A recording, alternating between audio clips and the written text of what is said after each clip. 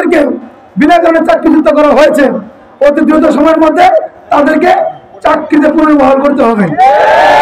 আমরা এখান থেকে আনিস ভাই, আমি, আমাদের সকলের অভিভাবক, আমাদের ইসমাইল ভাই সহ আমরা তিনজন সচিব মহোদয় সভাপতিত্বে যে মিটিং, সেই মিটিং আমরা উপস্থিত ছিলাম। দীর্ঘ 2 ঘন্টার মিটিংয়ে বাংলাদেশের কমপক্ষে 30 জন শ্রমিক নেতারা উপস্থিত ছিলেন।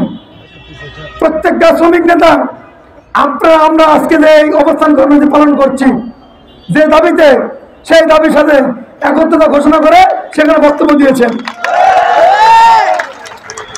প্রত্যেকটা নেতা আমাদের দাবির প্রতি যৌক্তিকতা উপস্থাপন করেছেন এবং সভাপতি সাহেবকে বলেছেন দ্রুত সময়ের জন্য বাস্তবায়ন করার জন্য। ওনাদের বক্তব্য শেষে আমরা আনিস ভাই, আমি এবং ইসমাইল ভাই আমরা যখন বক্তব্যের সুযোগ পেয়েছি আমরা পরিষ্কারভাবে আমাদের দাবি উপস্থাপন করেছি। দাবি নাম্বার ছিল ঠিকাদারি প্রথা বিলুপ্ত করে স্ব প্রতিষ্ঠানের মাধ্যমে আমাদেরকে নিয়োগ করতে হবে।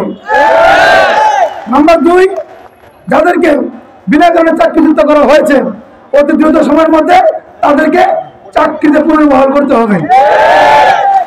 সাথে সাথে আমরা আরো কিছু বিষয় উল্লেখ করেছি, মাতৃত্বকালীন ছুটি, সাধারণ ছুটি, বকেয়া বেতন, এগুলো আমরা বলেছি, বৈশাখী ভাতা, ঈদ বোনাস, এগুলো আমরা বলেছি।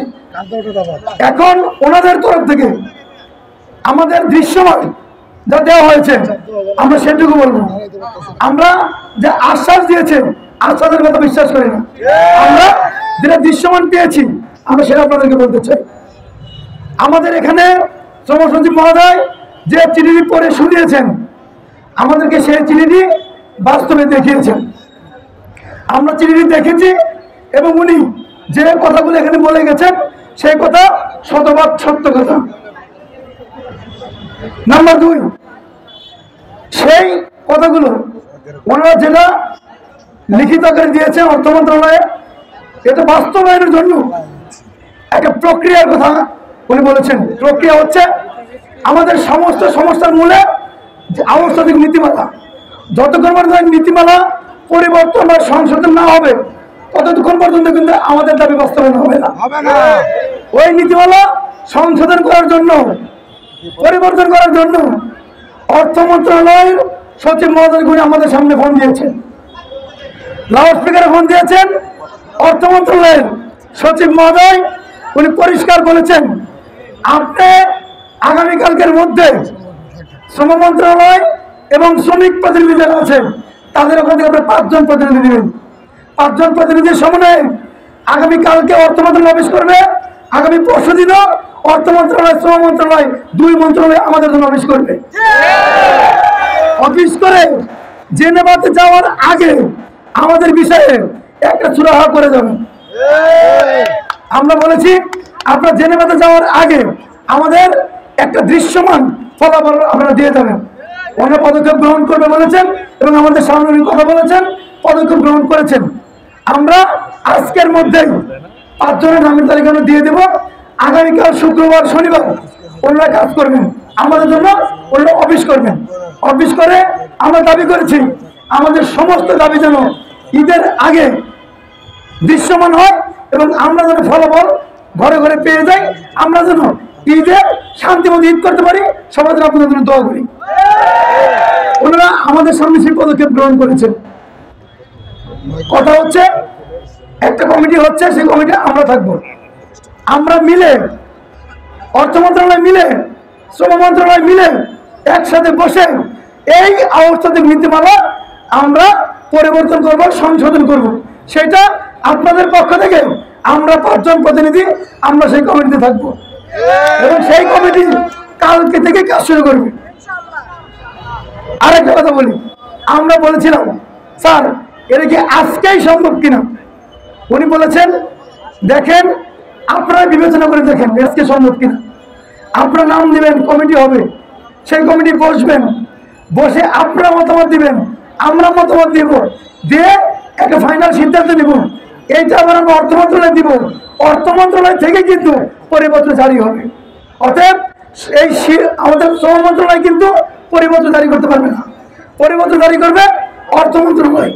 ওনারা শুধু মাঝখানে থেকে আমাদের দাবিগুলো অর্থ মন্ত্রণালয়ের সাথে সমন্বয় করে আমাদের দাবিগুলো যদি পূরণ হয় এটা নিয়ে কাজ করবে।